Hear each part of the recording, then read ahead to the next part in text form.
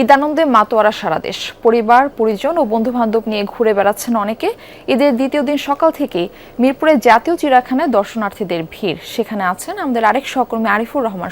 সবুজ, কেমন দেখছেন দর্শনার্থীদের ভিড় মিরপুর চিড়িয়াখানায়? শিশু কিশোরদের উপস্থিতি কেমন? মারফি, উপচে পড়া ভিড়। গতকালকে যেই ভিড় ছিল, আজকে একেবারে সকাল থেকে এখন 10টা মাত্র, এখনই মানুষের যে ঢল সেটি সামলাতে চিড়িয়াখানা কর্তৃপক্ষকে রীতিমতো হিমশিম খেতে হচ্ছে। গ্লিটারের টুইন লেমন ও অ্যান্টিব্যাকটেরিয়াল ফর্মুলা বাসনকে চকচকে জীবাণুমুক্ত করে আমাদের দেয় গ্লিটার গ্যারান্টি। এবং আমি এই মুহূর্তে রয়েছি ভেতরে ঢোকার যে প্রবেশপথটি রয়েছে সেই প্রবেশপথের মুখে, এবং আপনি নিশ্চয়ই দেখতেও পাচ্ছেন যে মানুষের কেমন ঢল, এবং যে টিকিট কাউন্টারগুলো রয়েছে সেই কাউন্টারে দীর্ঘ সারি তৈরি হয়েছে।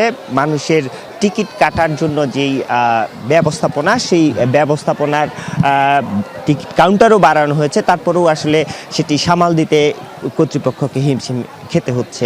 যেহেতু এই যে ঈদের ছুটি মূলত আজকেই শেষ হচ্ছে, সেই কারণে মূলত মানুষজন কালকে থেকে অফিস করতে হবে, তাদের কর্মক্ষেত্রে যোগ দিতে হবে, সেই কারণে ঘোরার যে খুব সময় রয়েছে সেই জায়গাটি নেই। আর ঢাকার ভিতরে যদি ঘোরার খুব একটি জায়গা থাকে, সেটি বলা যায় যে চিড়িয়াখানা এর অন্যতম। কারণ এখানে শিশুদের নিয়ে যে আসবেন পশু পাখি প্রাণী দেখার জন্য, এর পাশাপাশি এখানকার যেহেতু বিশাল একটা এলাকা জুড়ে এই চিড়িয়াখানা, এখানকার প্রাণ প্রকৃতিও অন্যরকম, মনোরম প্রকৃতি, সেই প্রকৃতিকে সান্নিধ্যে একটু যাওয়ার জন্য মূলত শুধু যে শিশুদেরকে নিয়েই আসার উদ্দেশ্যে এখানে মানুষজন আসছেন সেটিও নয়, প্রকৃতির মাঝে যারা বড়রা রয়েছেন, অনেককে দেখেছি যে বন্ধু বান্ধব সহ এই চিড়িয়াখানায় এসেছেন ঘুরতে, এবং পরিবার পরিজন তো আছেই।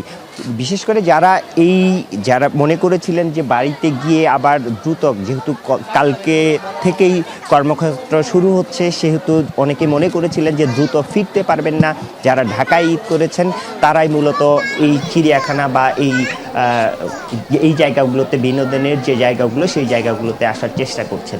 মারফি। সবুজ, আপনাকে ধন্যবাদ। আমরা দেখছিলাম মিরপুর চিড়িয়াখানায় বেশ ভিড় লক্ষ্য করা যাচ্ছে।